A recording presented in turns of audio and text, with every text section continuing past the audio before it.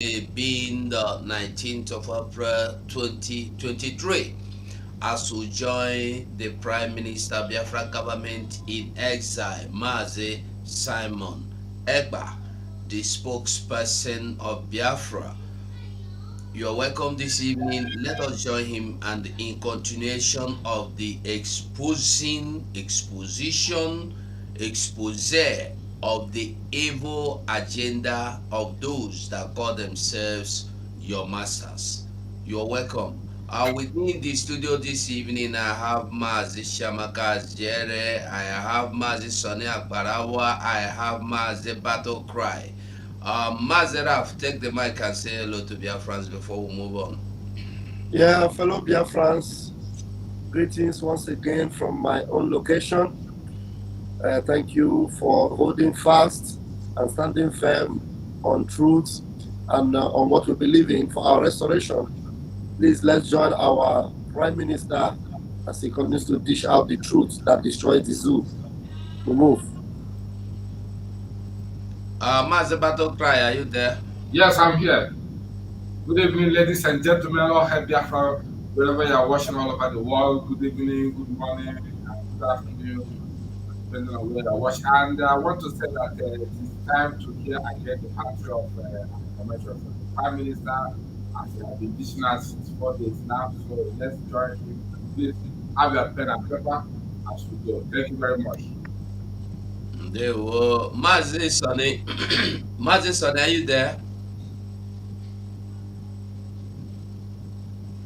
Okay, Mazi Sonny Akbarawa is saying hello and welcome, beautiful people of Biafra.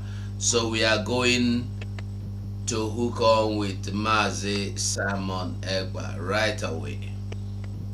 We move. About it too. Let me be realistic and let me be sincere about it. Please, my viewers, share this video. Let it go viral so that all citizens, all masses of this country will see it, because Nigeria is no longer a lawful state or a lawful country any longer. We have rules and regulations. Let's go by that. Let's abide by it. An order is an order, like I said. And we, the Northerners, we want to be our brother's keeper. We don't want the Southeast to see us as if we are the enemies. We don't want to be their enemy, and we don't want them to be our enemy also. So let the government do what is appropriate. Please and please share this video so it go viral.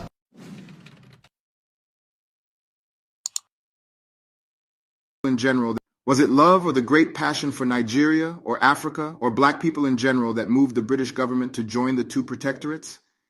Let us not be naive. The British do not make such decisions out of sentiments. It was money. The British amalgamated Nigeria basically due to economic reasons. They knew that Nigerians are different people, and that as soon as they packed their bags and returned to Europe, the country would descend into chaos. But they joined the two protectorates together nonetheless. Everything Lord Lugard did was in the interest of the crown. Remember, Nigeria was not independent at the time and had no say in the issue. So how did money cause the amalgamation? The Southern Protectorate was economically buoyant and so generated more than enough revenue for the development of its territory. This was due to the fact that the people produced enough food, spices, palm oil, and other agricultural products like cotton and sugarcane in abundance, and this was further boosted due to the closeness to the sea. The Northern Protectorate, on the other hand, did not generate enough. In fact, if the Northern Protectorate continued to stand alone, the British government would not have a choice but to use their money earned from their ventures in other lands and registered into the British Commonwealth to sustain the Northern Territory. Frederick Lugard sought to avoid that, and so devised the idea of taking the surplus from the Southern Protectorate and using that money to offset the deficit of the Northern Protectorate. But how could that be done without raising technical and administrative issues or even starting civil war? The answer was a clever word: amalgamation. With the amalgamation of Nigeria came a single vast territory which produced tin, animal skins, coal, cotton, cocoa, palm oil, and so many other resources, all for export in huge quantities to Britain. They even had seaports in several locations. Amalgamation made Nigeria a gold mine for the British, a truly profitable venture indeed. This visionary leadership brought high praise for Lord Frederick Lugard at the Queen's Court in England, but has raised a lot of boiling issues today. At this point, you must be wondering about the effects of the amalgamation of Nigeria. You must go and listen to Simon Ekpa, who is doing a very fantastic job. Very great job that Simon Ekpa is doing. Very, very, absolutely fantastic job that he's doing. You must listen to him and share his videos accordingly. Very, very important. He is bringing a new dimension to this very awareness that we're making, and you must listen to him. Very, very important. There were only 28 persons involved in the so-called amalgamation of January 1914. While 6 persons were Nigerians, the rest 22 were British, including Frederick Lugard himself, the architect of the amalgamation, and the first Governor-General Louis Harcourt, the Secretary of State for the British colonies, and other European officers in charge of the 2 protectorates. The following were the only natives officially involved in the amalgamation ceremony: a lawyer, Sir Kitoyi Ajasa, Yoruba; His Highness Sianbola Onikipe Oladigbolu I, Alafin of Oyo, Yoruba; Honorable R. Henshaw, Obong of Calabar, Efik; Honorable Maiturare, Sarkin Musulumi and Sultan of Sokoto, Fulani; Honorable Abubakar Shehu of Borno, Kanuri; Honorable Usuman Emir of Kano, Fulani. No Igbo man who has the highest population is even represented in the fraud arrangement. No person of Yoruba extraction signed it. Only 2 Yoruba sons were present at the obnoxious charade: Oba Sianbola Onikepe Ladigbolu, the Alafin of Oyo, 1911 to 1944, and Sir Kitoyi Ajasa, a Lagos lawyer, representing the African community in Lagos as a legislative council member of the colony since 1902. They were not part of the signatories. The British represented themselves on both sides and signed the documents on their behalves. Therefore, the document does not bind us in any form whatsoever. You should observe that there was more Fulani Northern presence than any other Nigerians in the signage. The pact between the British and the Northern Fulani oligarchy had been sealed for over a century, and what we complain of today should never be a surprise to anyone who knows history. We are merely slaves living out the dreams and arrangements of unconcerned bourgeoisies, the British and the Fulani imperialists. So Nigeria must be recognized as a business interest which the British imperialists, a foreign people, bequeathed to their partners, the Fulani imperialists, also a foreign people, upon their camouflaged departure from Nigeria in 1960, to safeguard and to use for the mutual interests of both. The indigenous people and the actual owners of the land were never intended to be part of the equation. We are saying we want to be free. It is not only Biafra that is going to be free this year. A lot of nations will break. Nigeria is going to break into pieces, and we, the Biafra people, are going to make it possible. I am telling you now, it is not a hidden thing. It is going to happen this year. Those of you who are planning to have election in 2023, which is next month, you are going to fail. We will disappoint you, and you will disappoint yourself.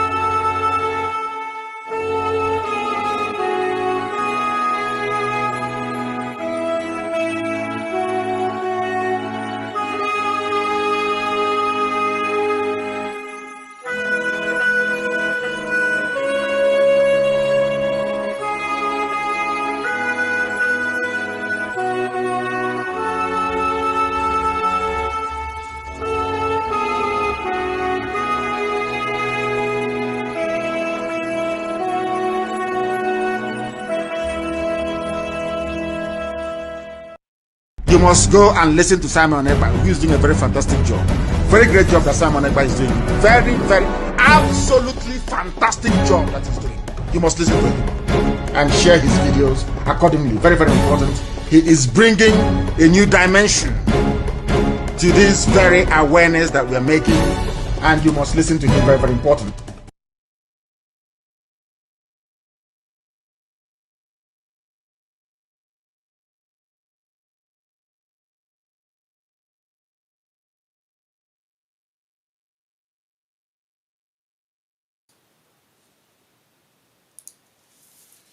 Good evening, good morning, good afternoon. Welcome to the program today.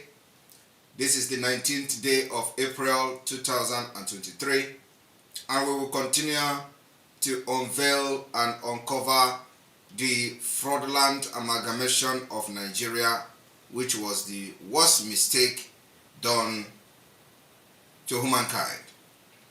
Today we are going to, look at the decision for the amalgamation of Nigeria, which led to the death of millions of people and continue counting. So if you are one Nigeria and you do not know the history of Nigeria and how the Northern Protectorate and the South were amalgamated to become Nigeria today, it means that you are the biggest fool on this planet. Because you can't just support something you do not know anything about. Get yourself acquainted to the history, educate yourself to know the problem, why you are being killed every day and there is no remedy for it. You need to know why is that Fulani has been given the right to kill you with terrorism. The army covers them, police covers them, yet you continue to wonder why is nobody talking? Because you don't know your history. Because if you know the history like me and many Biafrans do, you know that you should be standing up for your people now. Because Nigeria is not meant for you. Alright, so we're going straight to the point without wasting any time. And this program will last at least approximately 1 hour. Here we go. Last night we stopped at the decision to amalgamate. We stopped here. We stopped right here.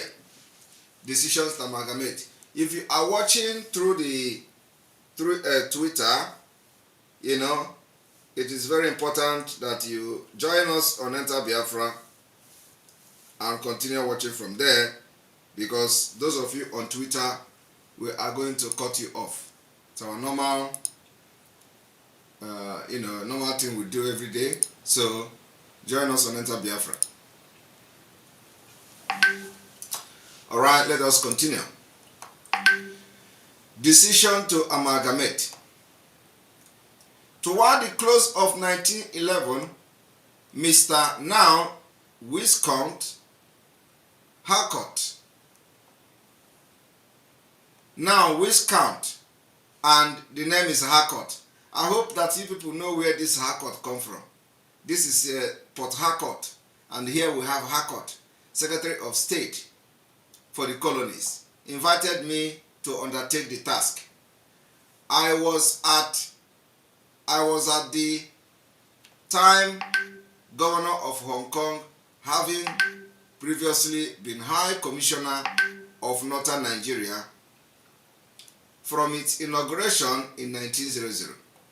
I was therefore intimately acquainted with the method of administration here, or administration there, for the creation of which I had indeed been responsible. Reaching England in April 1912, I was appointed governor of the two separate administrations simultaneously, and after spending several weeks in England to acquaint myself with the current view on some important matters, I proceeded to Africa in September 1912. I returned in the following March and submitted my proposal for amalgamation in May. I want you people to understand that the person that submitted the proposal for the amalgamation of Nigeria is called Harcourt. Mr. Harcourt, Viscount, as at that time, he was the Secretary of State of Colonies, and so he submitted the proposal for amalgamation.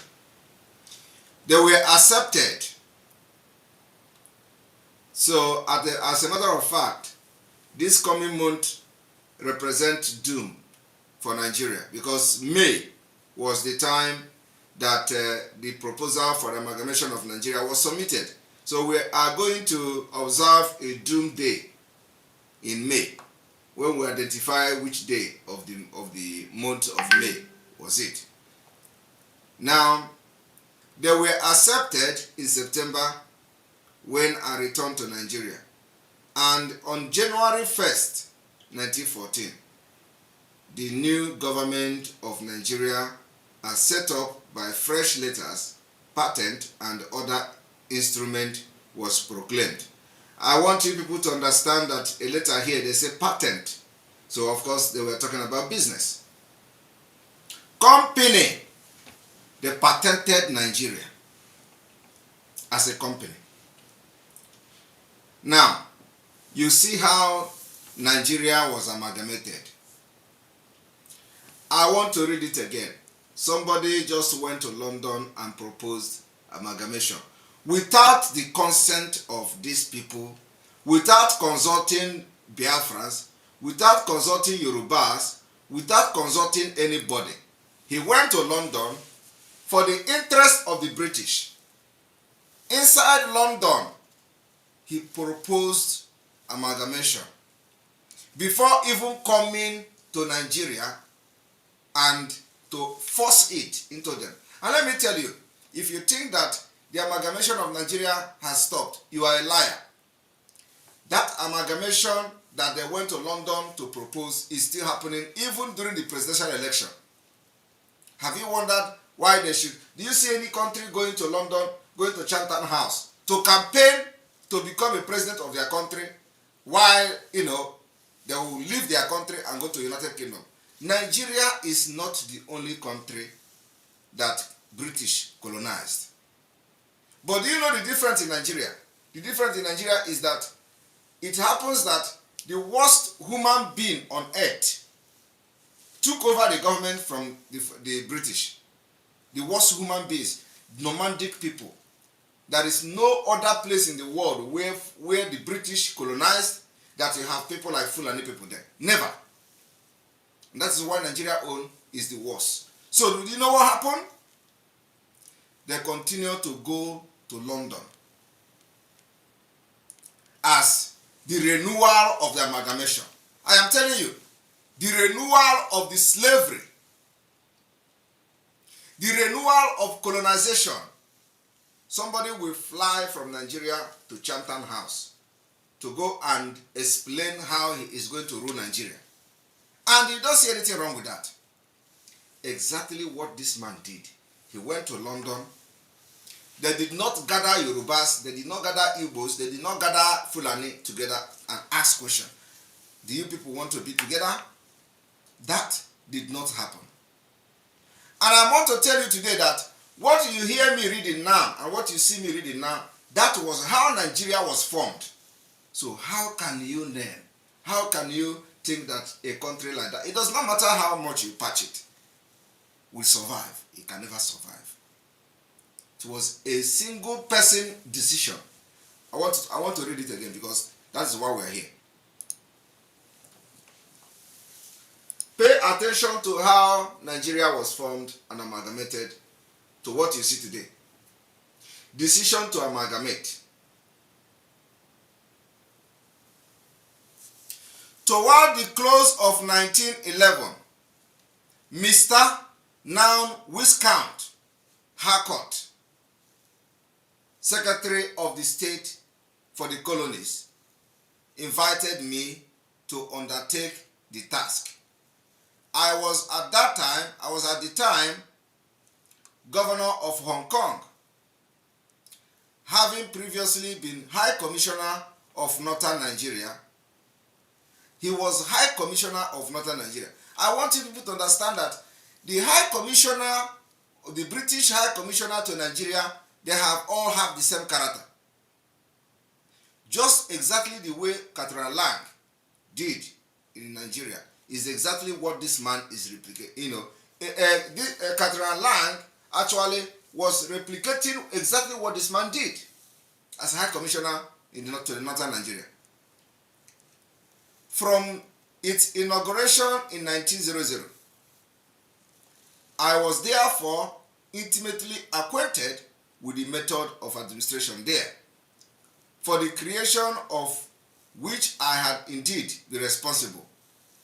This man was not only responsible for the amalgamation of Nigeria, he was also responsible for creating administration in the northern Nigeria that never worked. That administration that they were paying stipend and paying everything to them, it is this same man that created it. It never worked. Now, he continued. Reaching England, he went to England in 1912 after 12 years of northern Nigeria failure. I want us to go back, please. This is page 8. Now, let us go back to where they say that they paid the northern Nigeria 11 years. They supported them with grant for 11 years. So what happened actually is that northern Nigeria was created in 1900, and from 1900 to 1912 they were unproductive and they were receiving grant. Let us go back. This is page 8. Let us go back and let me show you, because our own is they do it they show. Let me show you where the northern Nigeria spent. Here they said in page 7, I think. Yes, page 7. Here, this is the place. In page 7,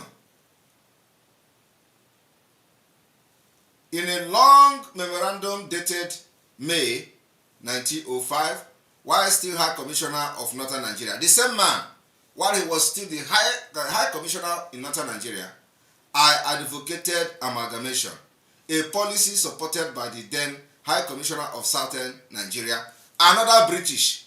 I want you people to understand that this man called Harcourt, advocated for amalgamation of Nigeria as a High Commissioner to Northern Nigeria, and another High Commissioner to Southern Nigeria supported it. British. It was not Yoruba, he was not Igbo, he was not Hausa. Two of them from United Kingdom, they supported each other to amalgamate Nigeria against the collective interest of every other person in Nigeria. Now, let's advocated amalgamation, a policy supported by the High Commissioner of Southern Nigeria, not Alafin, not Oni of Ife, not Igwe of Onitsha, not Igwe of Obosi. All these people are United Kingdom. And the then governor of Lagos, still from the United Kingdom. And there was increasing evidence that it could no longer be postponed. Now, this is not even what I'm looking for. I'm looking for where they said they paid them for almost 11 years. Here, the North largely dependent on the annual grant from the imperial government, was barely able to balance its budget with the most pernicious economy, and was starved of the necessary staff and unable to find funds to house its officers properly. Its energies were concentrated upon the development of the native administration and the revenue resulting from direct taxation. Its distance from the coast, 250 miles, rendered the expansion of the trade difficult.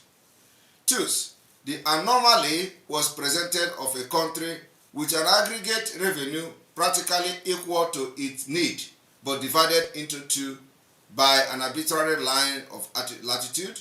One portion was dependent on a grant paid by the British taxpayer, which in the year before amalgamation stood at £136,000 and had averaged 314,500 pounds for the 11 years ending March. This is it. For the 11 years. So this 11 years, you heard me read yesterday. This is where it comes from. Let us go back to page 8 here. Do you understand? I was therefore intimately acquainted with the method of administration, therefore, for the creation of which I had indeed been responsible. He was responsible for creating northern Nigeria. Reaching England in April, he left to England in April after 11 years of robbing Peter to pay Paul in northern Nigeria, which is still continued today. I was appointed governor of the two separate administrations simultaneously, and after spending several weeks in England to acquaint myself with the current view on some important matters, I proceeded to Africa in September 1912. After he has done all the mugu and the garagara and the magomago in London, he proceeded to Africa in 1912. I returned in the following March and submitted my proposal for amalgamation in May. He came to Africa in March, and by May he submitted the proposal for amalgamation. Against the will of everybody, without consulting anybody, today they want us to continue to live in 1904, in 1912. They still want the document that was presented and binded the people that were never won to continue to prevail after over 100 years. I returned in the following March and submitted my proposal for amalgamation in May. They were accepted in September. When I returned to Nigeria, and on January 1st, 1914, the new government of Nigeria, as set up by fresh letters patent and other instrument, was proclaimed.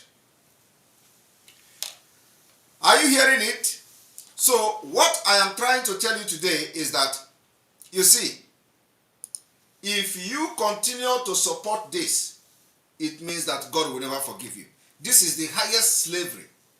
They claim that they have abolished slave trade. They claim that slavery has been abolished, but it has not been abolished, for the fact that we continue to stay on the document of 1912 submitted by a man called Harcourt. It means that you are still being binded by this slave document. So, in our quest to exit Nigeria, to the international community, and to those who care to listen to us, this is where our argument starts from. You can never dissolve Nigeria without letting the people, international community, who claim not to know, to understand that the coming together of every ethnic group in Nigeria was as a result of a decision between British and British. And that is not fair. It can never be fair. If it was fair back then, because of the arms they have, because of the power and killings they are doing, it is no longer fair. In this century we are. We are now in civilization, my people. We are now in a world where human rights prevail. We are now in a civilized society where there is respect. Even if you don't want to acknowledge it, at least I am living in a country that respects human rights. So I'm going to use this right to fight for my people. And that's exactly what I'm doing. How can you have agreement of 1914 and you are still using that agreement to bind the people together when they are not one? And subject them to killings, and genocide is being committed every day. And because of killings and intimidation and terrorism, everybody is afraid. Nobody wants to talk. That is why the Biafra Republic government in exile have taken it upon itself to do this work for Biafra people. And let me tell you, you don't know what we are doing in the secret. I have read some people saying, oh, Simon Ekpa, don't bring, if you write letter next time, don't bring it public. No, no, no. The letter you see in the public is meant for public. The letter you see, if we write letter to UN, it is public. If we write letter to the European Union, it's public. If we write letter to America, United States Congress, it's public. If I write letter to Joe Biden, it's public. And I'm going to write Joe Biden, it's public. But those that are not public. So those one we want to be public to generate the momentum and propagate Biafra, we make it public. So if you see me posting anything that we are writing, the government is writing, don't get distracted. Don't say, oh, Samonekpa, don't post, because anything we post in the public is meant for public. We know what we are doing. Because there are many letters that nobody know anything about, and it is going on, and a lot is happening on the ground. So anytime we post public, know that there is a target we are looking for. We are targeting something. We have piloted this particular struggle for a while. So you should trust our judgment. I'm telling you, because the fight is not just fight about gun and bullet. It is also brain fight. So trust our judgment. Anytime you see me post anything in public domain, I know what I'm doing. You see, I posted the house of a Biafra government in exile. He generated the one he generated. Now, they are helping us to advertise it. It is good. Because the house alone has generated a lot of, a lot of insult, a lot of negative reaction, a lot of everything. But that is part of the movement. You need to be very calculative. You need to use brain. So when you see these things going on, allow your enemy to advertise you. And let me tell you, anything I have not finalized cannot come public. I will always come public when I'm sure that I have finalized it. So they have been advertising this Biafra government house in exile. They have advertised the office. They have advertised the premises. Allow them. Allow them. That is exactly the way it should be. Let them attack us. Let them blackmail us. At the end of the day, Biafra flag will rise in that house. That is what is going. And by the time it rises in that house, our prestige, integrity goes higher. Because at the end of the day, it is those who smiles last that their own are better. It is not those who make noise. It is not somebody that go to police always win case. Okay? So, we know what we are doing. Everything about this struggle is spiritual. Forget people. We are master in this game. And God is the one that is giving us the wisdom to do what we are doing. So when I come out and say something, know that it has been finalized. I am telling you the fact. And God will always use it to shame the enemy. You know that everything we have done in this life, especially for the past 2 years, has always turned to our favor. Even if I make mistake, the mistake will turn to. That is how to know when God is with you. I am telling you. That is how to know when God is with you. If you make mistake, it will turn to your favor. If you do it right, it will. Everything. Are you not seeing it? Now, we are, before we did not want to post the address of the government office, the government Biafra office in exile. We didn't want to post it, but at a point, I decided to post the picture of the house, and then I put some kind of art, putting the seal, the coat of arm, how we can design it or something like that. I post it on Twitter, and then some of them say, "Hey, it's a Photoshop, it's a Photoshop." I removed the coat of arm. I told them that I put that coat of arm on purpose. I removed the coat of arm, the first one, I removed the second one, I left the flag on purpose. I post the house again. I say, you people that say it's a Photoshop, that the house does not exist, here is the original picture. I have removed the coat of arm. I removed it, but the flag was there, covering what I wanted to cover. Now, they continue to claim it's a fake, is a Photoshop. They went there, and there was nothing. There is no Biafra flag there. There is no office there, because they saw the place is still under renovation. And everybody was shouting, "Oh, It's a scam. It's a scam. Leave them. They are advertising the place because by the time they will return there next week, they will never make video again. I am telling you. Tell them to return there next week. They will never make video. I am serious. you know, at least one is that the place exists. Two is that they see the house, the exact house that I posted. And some of them was even saying, where did he get the thing from Google? He Google it, Google Map. I don't know, somebody will just, sometimes, honestly, I don't understand. Somebody will just wake up and Google a house. And somebody like me, in this Biafra struggle, we Google a house and post it and claim that this house is where Biafra government, a whole Biafra government in exile. I will post a fake house that this house is the office, and it is quite ridiculous, because that is to show you the caliber of people that have actually fought for this Biafra. They were all fake miscreant. That's what they used to call them.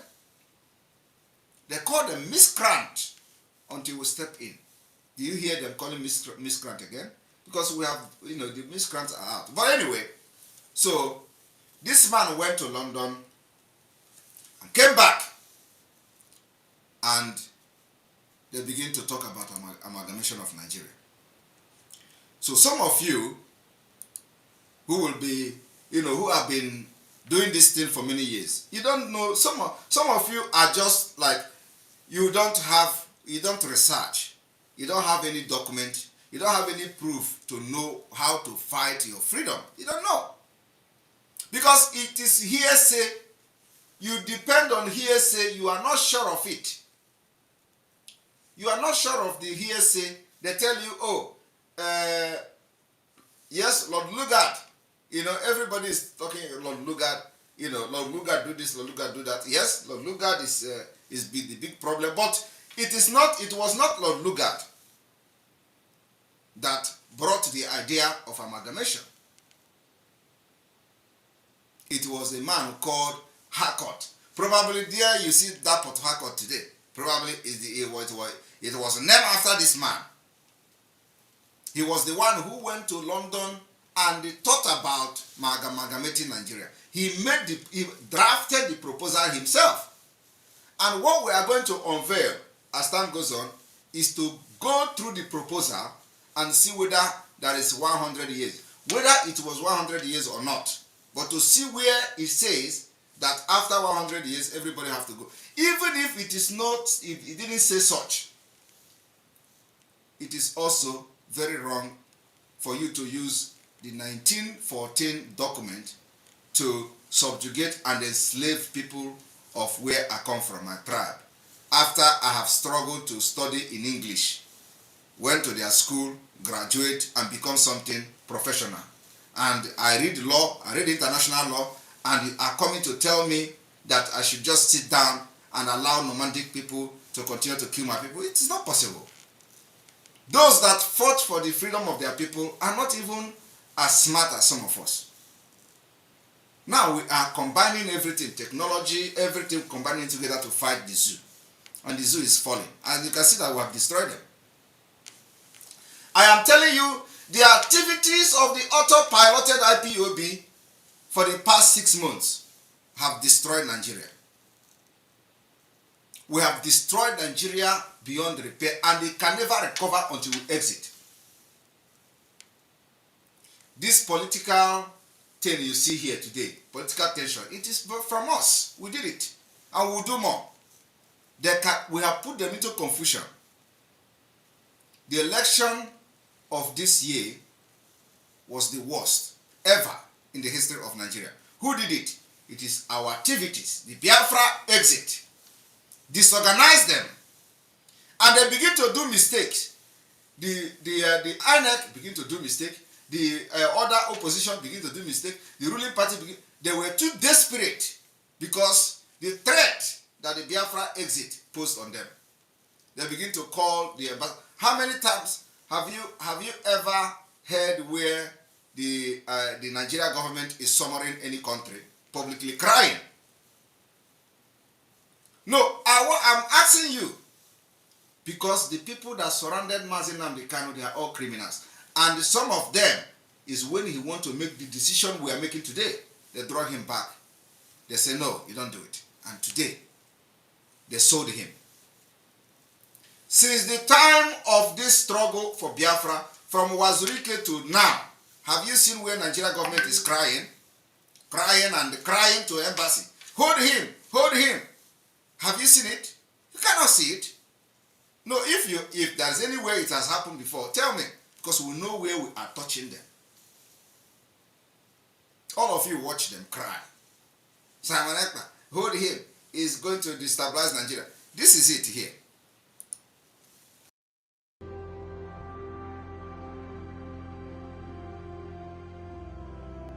The Nigeria Ministry of Foreign Affairs on Tuesday summoned the Finnish ambassador to Nigeria, Lena Filvanenian, over Simon Ekpa's latest remarks to obstruct the 2023 general election in southeast Nigeria. The ministry, who spoke through its representative, Zubairu Dada, called on the Finnish ambassador to stop Ekpa from inciting violence in Nigeria from Finland with regards to the upcoming general elections.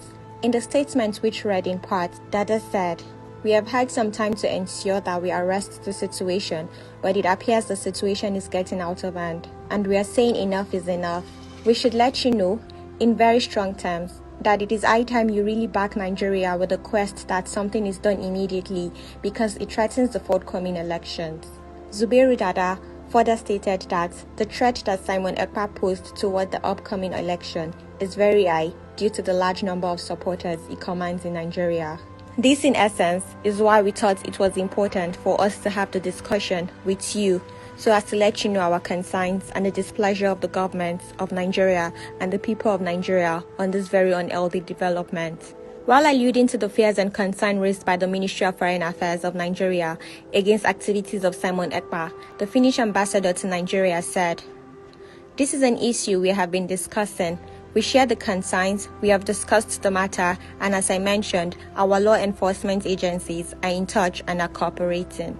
Also, is a double citizen as far as I know of Nigeria and Finland, and is therefore, as you rightly said, protected and safe and sound in his home in Finland.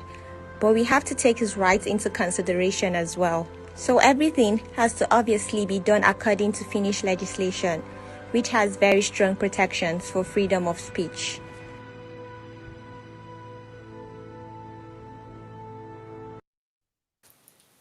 And welcome back.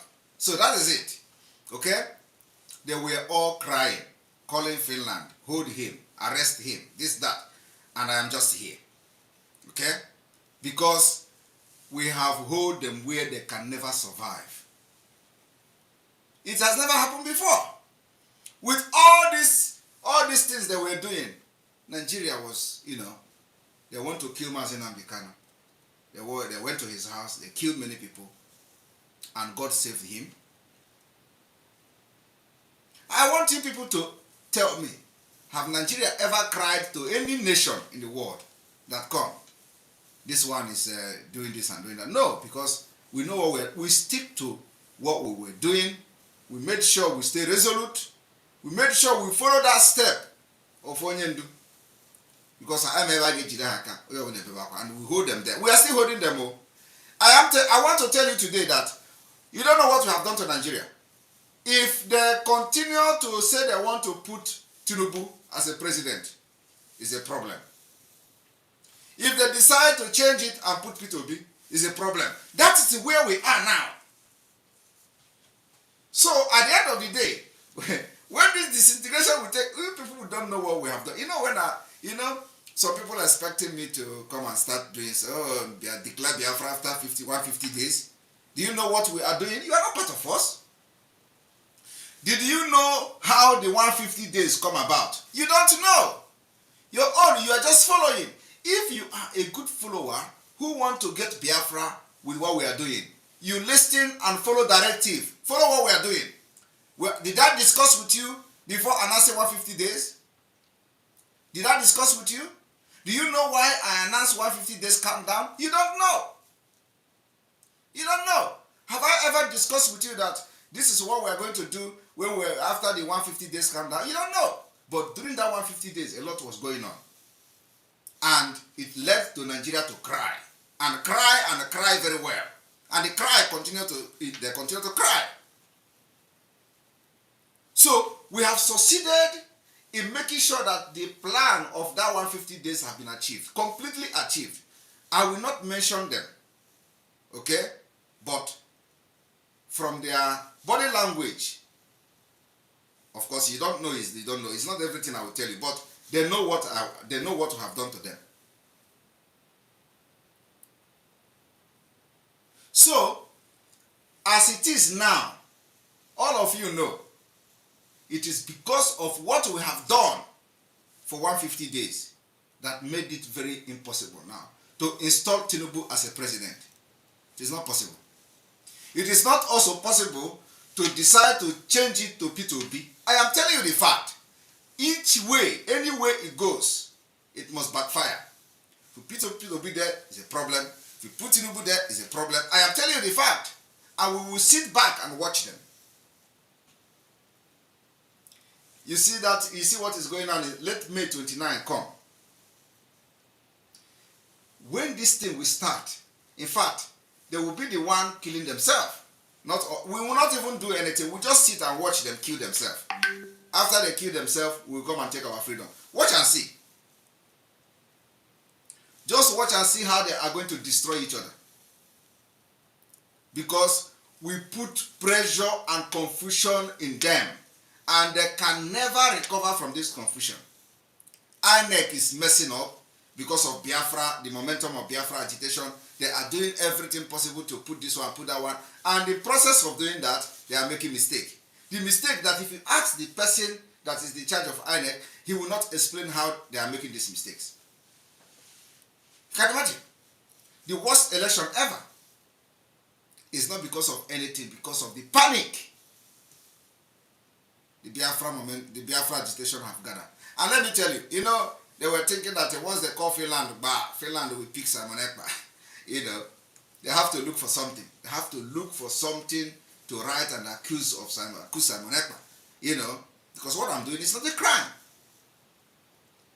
But how would they know that what I'm doing is not a crime? When they are living in a shithole that is not a country, where there is no human right, where there is no law. Preaching for freedom is never a crime. Self-defense is not a crime. And we are buying arms and ammunition and advocating for more arms to defend our land. It's not a crime. But they will not understand that it is not a crime because they live in a lawless country. So I understand what I'm doing. And our fight is against the government. I have made it very clear. Our fight is against Nigeria army that have Boko Haram in them. Our fight is against Nigeria police that have Boko Haram in them. And our fight is against Nigeria government, not any group, not any ethnic group. We are not fighting any ethnic group. We are fighting the government for our freedom.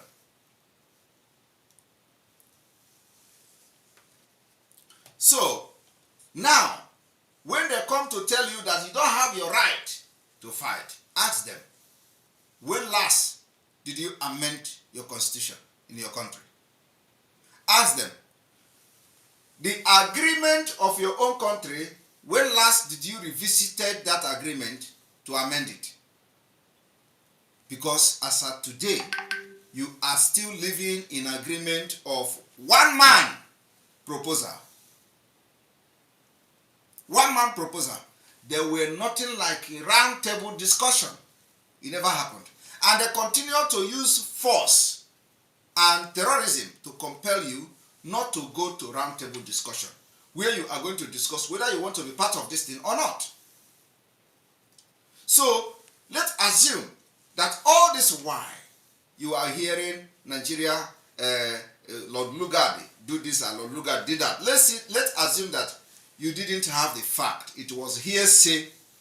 Now I have brought the real fact to you. The real document to show that it was not Lord Lugard that actually amalgamated Nigeria. Of course, the decision was his at the end of the day because they made a proposal and submitted to his government. I have come to show you that the person that started the thinking and started the proposal is a man called Harcourt. Individual by himself. And then the governor of the High Commissioner for Southern Nigeria agreed, and that's it. 2 persons agreed to put you where you are today. They have died and their bones are already rusted. You are still here suffering and they are killing your people for a company business and agreement that was done in 1914. And when you talk, they say, yeah, God did it. I want you people to tell me, how did God do it? Because I have been hearing it is the will of God. Oh, God has made us to be in Nigeria. Which God made you to be in Nigeria? Are you telling me that God was talking to this man? So, Harcourt has become God. That, let me read this again because we are going to be treating only this particular decision to amalgamate. Tomorrow we will go to the nature of tax. Because as they say, if you want to teach a black man, something, take it step by step. Don't teach everything the same day. So today we pick only the decision to amalgamate. And they tell you God have made it possible for us to find ourselves in Nigeria. And you ask yourself, which God? Do you think God actually walked through this man? Let me read it again, how Nigeria become amalgamated, because it is very important. Number 7, decision to amalgamate. Toward close of 1911, Mr. Noun Viscount. So he even changed his name from Harcourt to Viscount, because he changed his name from Harcourt or whatever he was answering to now Viscount. Harcourt, Secretary of State for the Colonies, invited me to undertake the task. I was at the... Okay, there is a kind of this thing here which I omitted. I think this is a footnote. This had been pressed by me in 1905, not only on this ground, but in order to render possible the realization of the direct task paid in kind, which was in danger of failure owing to the difficulty of finding a market for it and to cheapen administration. Okay, this is just a footnote. Now, the time he was the governor of Hong Kong, having previously been High Commissioner of Northern Nigeria from its inauguration in 1900. I was therefore intimately acquainted with the method of administration there in the Northern Nigeria, for the creation of which I had indeed been responsible. Reaching England in April 1912, after 11 years of wasted years, I was appointed governor of the 2 separate administrations simultaneously. And after spending several weeks in England to acquaint myself with the current view on some important matters, I proceeded to Africa in September 2019-12. I returned in the following March and submitted my proposal for amalgamation in May. So one person submitted proposal to amalgamate Nigeria. They were accepted in September, and I returned to Nigeria, and on January 1st, 1914, the new government of Nigeria was set up by the later patent and other instrument was proclaimed. A decision by a single man put you in this mess today. Fulani will not ball, will not attack, and some people who claim all these people like Ekweremadu, all of them, all this what is the name again? Iwanyanwu, the elders, Okwazurike, Okwadike, and all of them. Are they aware of all this? And did they actually think that there is no solution? Are they aware of this? Are they aware that it was a man called Viscount Harcourt was the one who proposed amalgamation of Nigeria, single-handedly brought proposal and handed it over, and it was accepted, and that was how they merge everybody together without the consent of the people. And today we say enough is enough, we are not interested again. And they say no, you must stay there. That the North cannot be left alone. So your life will depend on how whether or not to be left alone or not. And when you are thinking that, when you hear them say North cannot be left alone, you are thinking that you are waiting for North to catch up with you. That is the worst thing. I am telling you honestly. Sometimes I used to wonder, what exactly is going on. North can never catch up. North is not meant to catch up. North is living their best life. I am telling you. So if you are expecting North to catch up, you are making a mistake, because North can never catch up. That is their best life they are living now. And I have explained that yesterday. You cannot expect a Northerner to be. That is why some of you will be asking, oh, Ndi Igbo is building houses everywhere. Igbo people are building houses in Lagos, they are building houses in northern Nigeria, and then they will tell you, can you see any, have come to Igbo land? Do you see any Northerner building house in Igbo land? As if the problem is from Ndi Igbo. No. And when they come to present it, they present it as if the problem is Ndi Igbo. That Ndi Igbo don't allow them to build a house. Is a lie. The problem is that they have deceived you not to know the truth. The truth is that their life is not the same with you. They can't build a house because it is not their lifestyle to build a house. It is our lifestyle to build a house. Build beautiful ones and live in it. But not the lifestyle of the northern Nigeria. So if you are waiting until northern Nigeria begin to build the type of your house, that is when they have catch up now. Okay, now everything is fine, you can go. You are wasting your time. Because some of these uneducated people from our side will tell you, if oil is discovered in the north, they would have left since now, they would have divided. It's a lie. It is not about economy. The Nigeria amalgamation took place because of economic interest of the Britain. But Fulani is not holding Nigeria down because of economic interest. No. That is one narrative that we have to change from tonight. It is not about economic interest. It is not about the oil. No. Of course, in the other way around, it is still about the oil. Because they have to use the oil to sponsor terrorism. But it is about the conquest. The conquest and turning to Islamic State. That is the main agenda, the primary purpose of them. So if you are waiting for Fulani to get oil in the north and then divide Nigeria, you are a big fool. It will never happen. The division of Nigeria or exiting Nigeria come from you. And that's what we are doing today. The Biafra government, the Republic government in exile have come to do it. And we are going to do it. Because if you are waiting for when they discover gold, let me tell you, the natural resources in northern Nigeria is, apart from the oil, is bigger than any other place. They have what they call the Californium. Californium, according to the market value, 1 gram is about $25 million. It is in the north. Are you aware of that? Have you not seen that northern Nigeria have gold? They are mining gold in the north. Did you not see it? Do you know the market value of gold? Raw gold from northern Nigeria. And that is why the bandit is everywhere, killing everybody there. Now they say they have discovered oil in the north. Have they now left Nigeria? It's a lie. They can never. It is not economic interest. So whatever comes to them is a plus. If they discover oil today, it's a plus. If they discover gold, it's a plus. If they discover diamond in the north, it's a plus. But they can never start to say we are leaving Nigeria because their interest is not about economic interest. Their interest is about how to conquer you, capture your land, grab you, turn into Islamic State and expand. That's all.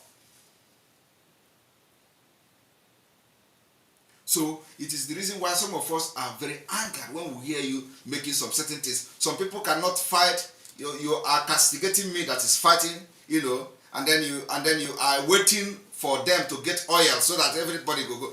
Sometimes when they say they discover the oil, I saw some people on social media. Okay, now that you people have found oil in the north, can we not divide Nigeria?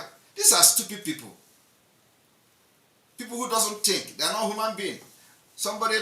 People like us, our brain, It's like whenever we are sleeping, we are thinking how to fix things, how to make things, make sense, how to solve problem, put one and two and solve it.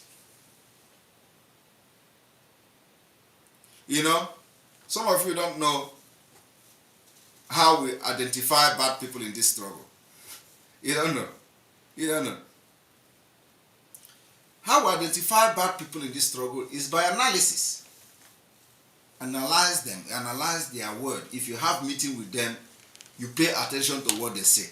You analyze it. It must be good. Like some people are calling me, how did you know that so person is bad? And you have to expel him and excommunicate him from the movement. That's how you have a ego eye. Some people think say I carry juju, they do it. Not juju.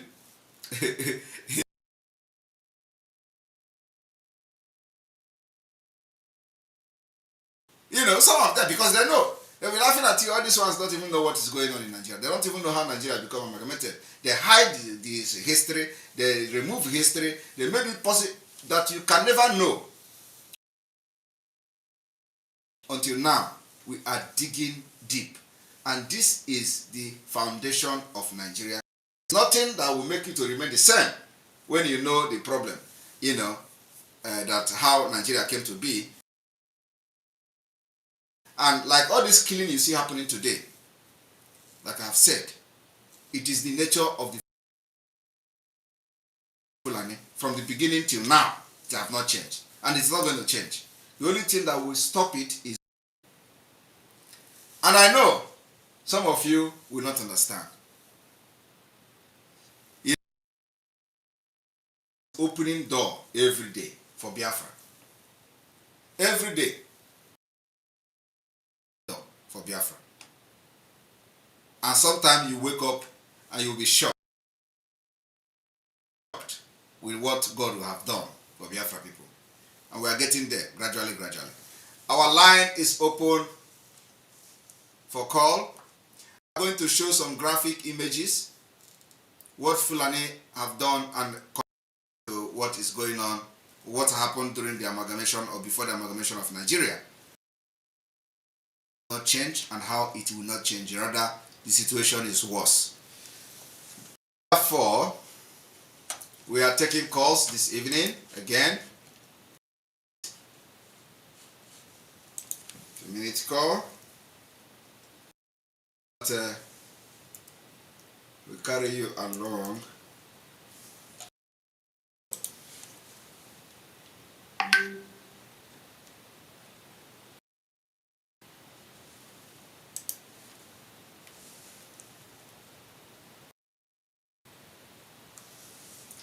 The line is open. Let us have a commercial drink so we can go ahead. I think I will have like 30 minutes or so with you. Next. Was it love or the Nigeria or Africa or black people in general that moved the British government to join the two protectorates? Do not make such decisions out of sentiments. It was money. The British amalgamated Nigeria basically due to economic reasons. They knew that Nigerians are different, that as soon as they packed their bags and returned to Europe, the country would descend into chaos. But they joined it together nonetheless. Everything Lord Lugard did was in the interest of the crown. Remember, not independent at the time. Hello, Simon. Good evening. Good evening from here. Thank you. You're welcome, sir. My Prime Minister. You're welcome to the program. Simon, question for you tonight, and this question, my children, we are the one that need answer from you, and I want to use the same. Ask you, please, to take Biafrans. How did you do this? One of my told me that Simon, since 2019, every day without no stop, and they want to know how you how possible? How do you do that? Our Prime Minister, please. Sometimes children they are very, very intelligent. Yes. One of them were telling me, do you know that this man have been speaking since 2019 to these days? And I begin to look at it. I say, yes, because since 2019 that you started this very movement, there was no night, there was no day you did not make. It's too hard. Maybe sometimes you fail just one day. Yeah. So how did you do this? What is propelling you? Please, that's my children, they are here. They want to hear. I come and see Simon. Say, good evening, Simon. Good evening, Simon. Good evening. Our future hope. How are you? We love you, Simon. We love you, Simon. I love you people too. I love you people too. Okay. So they want their answer. They want to hear you. You know, they want you to tell them how did you do that? I must tell you that this is one of the most difficult questions that they are just asking. You have never thought of it, have you? I've never thought. Even me, I have never thought of it. I've never thought of it, and now you are saying it, I begin to think about, and it is like true. Since 2019. Yes, that is true. That is true. Every day. That is true. Somebody is talking. Absolutely true. I didn't think about the question, but yes. So they want to know what is propelling you. They want to know how you are getting the energy. They are here. Yeah, of course. Tell them that God have given this energy, and God has given me what it takes to get Biafra, and that I am using it judiciously. When I told the Onyendo that if he need 100 men, he has 50 men in me. I think if you begin to divide 50 people to do what I'm doing, you find out that actually equals to that. You understand? If 50 people is divided and let them be doing the broadcast and doing other things I'm doing, the meeting and all that, you find out that actually it is a job of 50 people. That's great, Simon. Thank you. That's great answer. We pray that God Almighty will continue to strengthen. Yes, thank you very much. Thank you very much. Before I hang on, yesterday I called you and I complained something. You asked me to. I called Gaddafi because of this very issue. It's a serious issue. I would like you to call Gaddafi to hear from him, because I have already explained the whole thing to him today, and he told me that he will try to reach you. It's a serious matter. Okay. Are you the one? Yes, I am the one. Okay. Well, the problem is, a lot of things is going on, that needed to be addressed urgently. So we are working, very hard, not only to that, angle, but there are other angles also that we are working to see that we put things in place. So those kind of things does not repeat. Of course, that they are the other side, and they are causing a lot of trouble. Even today there was a video that was sent to me that is like very heartbreaking. So we are working, seriously to see that we put this in place, and those will not come to disturb our people anymore. Please, that very community need your attention. Yeah. Please, they need your. In fact, they were lamenting. Yeah. They lost somebody today because of this very issue. Wow. It is something that we're supposed to take serious. And I believe that if you look, it will be easy for you to discover, because they have made their investigation. They have all the facts with them, and they have given me everything. Yes.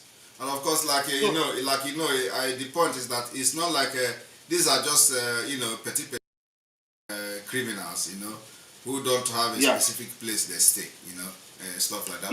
But this one we can no longer call it petty criminal, because they are living with them. They know them. Okay, they are community. They are their people. They know them, their names. They know all of their house. In fact, it's become a terror to them now. because of issue of the past. So they are seeing it today as an advantage for them to revenge of what happened to them before. Okay. And every effort from to stop these people have failed. They were unsuccessful. Even sometimes they try to use the military, but they couldn't. Today now everybody is running head. Can you write more details to Gaddafi and it will get to me? This night, I have his number. I can call him. I have already given him every detail. Not calling. I believe he's watching now. So I believe he's watching now. So just write the details to him, and I will discuss with him. Okay, yeah. I will call him again, or I will write him. I will give him more details. Yes. Okay. All right. Thank you very much. Thank you, Mr. Simon. Yeah, God bless you. Bless you too. God bless you. Bless you too. All right. The phone and the line is on. Was it love or the great passion for Nigeria or Africa or black people in general that moved the British government to join the two protectorates? Let us not be naive. The British do not make such decisions. The British amalgamated Nigeria basically due to economic reasons. They knew that Nigerians are different and that as soon as they packed their bags and returned to Europe, the country would descend into chaos. But they joined the two protectorates together nonetheless. Everything Lord Lugard did was in the interest of the crown. Remember, Nigeria was not independent at the time and had no say in the issue. So the Southern Protectorate was economically buoyant and so generated more than enough revenue for the development of its territory. This was due to the fact that the people produced enough food, spices, palm oil, other agricultural products like cotton and sugarcane in abundance, and this was further boosted due to the closeness to the sea. The Northern Protectorate, on the other hand, did not generate enough. Welcome to the program. In fact, Simon, good evening. Good evening. Welcome to the program. Thank you, man. May the Lord strengthen you. Amen. Continue the good work. Yesterday, I called when I was talking on the network. Oh, sorry about that. Thank you, sir. Your consistency have indeed yielded a good result in this struggle. And God Almighty, who brought you to this struggle, will give you the grace. As of last month, I had a dream that Biafra was signed, and I know God Almighty will bring it, and everything will work well. You say? I just called for that, not. Thank you. Thank you very much. I appreciate it. Thank you. Right. Those people calling me on WhatsApp, stop calling me on WhatsApp. If you want to call on the program, go to Enter Biafra. There is a place where you are going to call. Let me go to Enter Biafra. Go to Enter Biafra and call from the website. You don't need a phone. You don't.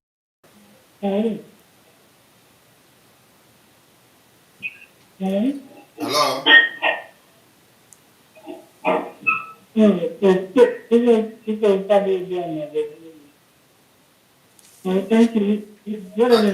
I can't hear you.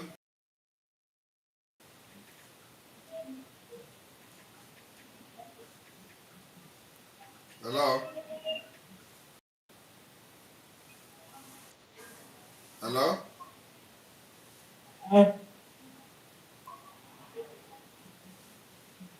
Are you there? Yes. Go ahead.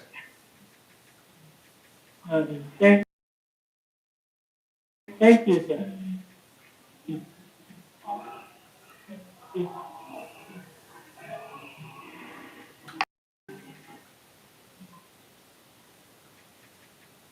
Hello?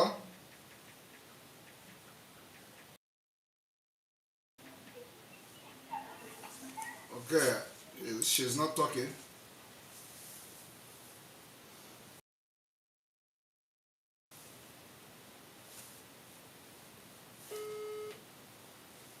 Right, the line is open. Sorry.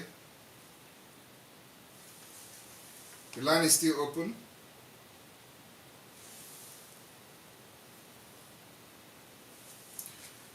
Okay.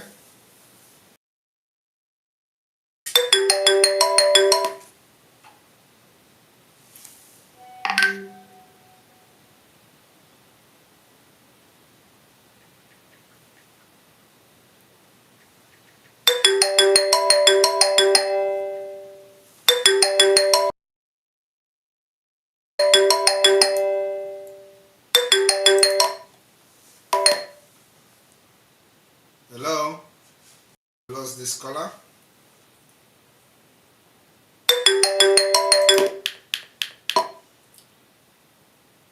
You're welcome to the program.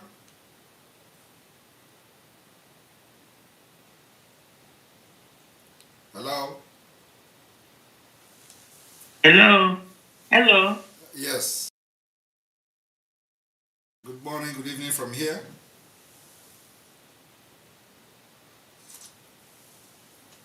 Go ahead. Good evening.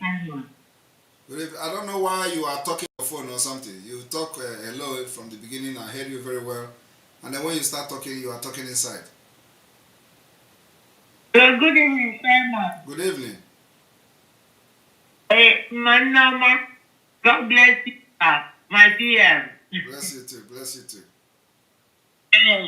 Thank you for the great. Amen. Thank you so much. Amen. Thank you very much. God bless you, sir. God bless you, sir. Bless you too. All right, we are going to end here. We are going to end here because of time. It's already late here. May God bless you. May God bless Biafra. May God bless Mazinam Dikano. May God bless Onibo. May God bless Professor Banji. May God bless our Omar and their husband. May God bless our media team. May God bless our New Dimension group. May God bless Biafra group. May God bless all of you, Indians and also. May God bless all our Igwes, all our chiefs. May God bless those homeland liaisons. May God bless all of you. From here, from me, it's called good evening. Good night. If the Northern Protectorate continued to stand alone, the British government would not have a choice but to use their money earned from their ventures in other lands and registered into the British Commonwealth to sustain the Northern Territory. Frederick Luggard,